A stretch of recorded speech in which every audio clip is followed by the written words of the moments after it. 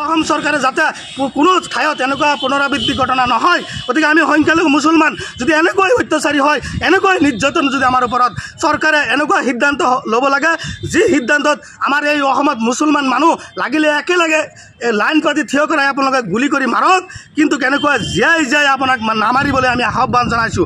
আপোনাৰ যদি সহ্য নহয় মুখ্যমন্ত্ৰী ডাঙৰীয়া, আপোনাৰ যদি সঁচা অৰ্থত আমাৰ এই নিৰহৰ দৰিদ্ৰ কৃষকসকলৰ ওপৰত যদি আমি জীয়াই থকাৰ কাৰণে যদি আপোনাৰ সহ্য নহয়, আপুনি লাইন পাতি একেলগে গোট খুৱাই আপুনি আৰক্ষীৰ জৰিয়তে গুলি কৰি মাৰক, আমাৰ সহ্য হ'ব। কিন্তু এনেকুৱা যদি হঠাৎকামী সিদ্ধান্ত লৈ আপুনি নিৰহৰ মানুহৰ ওপৰত গুলি চালাই হত্যা কৰে, এই কথাটো আমি সংখ্যালঘু সংগ্ৰাম পৰিষদে সহ্য নকৰোঁ। আৰু আমি ব্ৰইলাৰ মুৰ্গী নহয় যে কোনোবাই কাটি থাকিব আৰু বাকী মুৰ্গীসকল চাই থাকিব।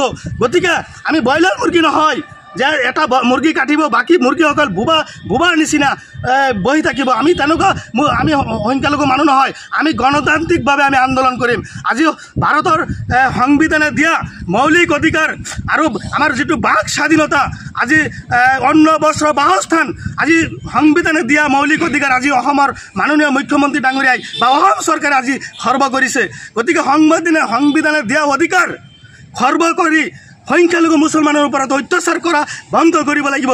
অন্যথাই আমি সংখ্যালঘু সংগ্ৰাম পৰিষদে আমাৰ সংখ্যালঘু মুছলমানক লৈ আমি ৰাজপথত গণতান্ত্ৰিকভাৱে আন্দোলন কৰিম। আৰু ইতিমধ্যে আমি অহা 7 তাৰিখে আমি দিল্লী কপাম এই মুখ্যমন্ত্ৰীৰ যিটো স্বৈৰাচাৰী শাসন আৰু এই যিটো অত্যাচাৰ আৰু বিভিন্ন ধৰণৰ মানসিক শাৰীৰিকভাৱে অত্যাচাৰ কৰা যিটো পৰিকল্পনা, এই পৰিকল্পনা নিশা কৰাৰ কাৰণে আৰু দিল্লী নেতৃত্বত জনোৱাৰ কাৰণে ইতিমধ্যে আমি এটা সিদ্ধান্ত লৈছোঁ যে সংখ্যালঘু সংগ্ৰাম পৰিষদে হাজাৰ হাজাৰ প্ৰতিবাদকাৰী লৈ আমি ৰাজপথ কপাবলৈ আমি বাধ্য হ'ম। তাৰ উপৰিও আমি আন্তঃৰাষ্ট্ৰীয়ভাৱে এই যে অসমৰ যিখিনি অত্যাচাৰ চলি আছে, আমাৰ বিশেষকৈ সংখ্যালঘু মুছলমানৰ ওপৰত যে পৰিকল্পিতভাৱে মুখ্যমন্ত্ৰী ডাঙৰীয়াই যে আমাৰ ওপৰত অত্যাচাৰ চলাইছে, আমি জীয়াই থাকিবলৈ আমাক সুবিধা কোনো দিয়া নাই। আমি বসবাস কৰি থকাত আমাৰ কোনো ধৰণৰ চৰকাৰে সুবিধা দিয়া নাই, চৰকাৰী সুবিধাৰ পৰা আমাৰ বঞ্চিত কৰিছে।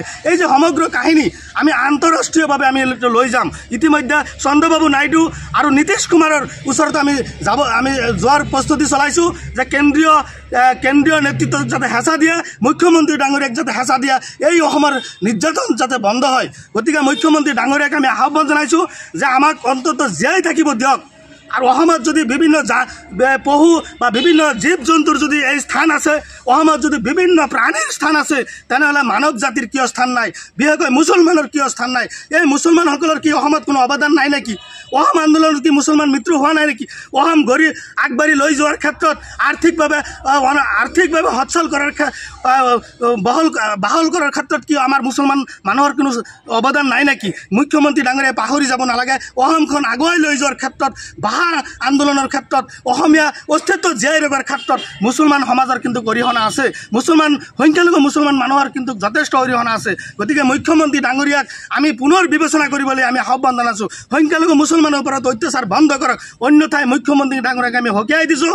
পৰৱৰ্তী সময়ত অসমৰ পৰিস্থিতি যদি ভয়াৱহ, তেনেহ'লে যদি আইন শৃংখলা অৱনতি ঘটে, ইয়াৰ দায়ী হ'ব মুখ্যমন্ত্ৰী ডাঙৰীয়া আৰু গৃহ বিভাগ।